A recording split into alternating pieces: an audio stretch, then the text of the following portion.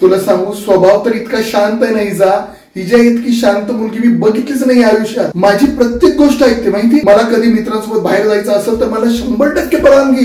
रोज माझ्या आवडीचे पदार्थ मला करून देते आणि घरातल्या कामात इतकी पटायते. सुगरण सुगरण आहे माझी बायको, सुगरण. मला एखाद्या दिवशी घरी यायला उशीर जरी झाला ना तरी अजिबात किरकिर करत नाही. आणि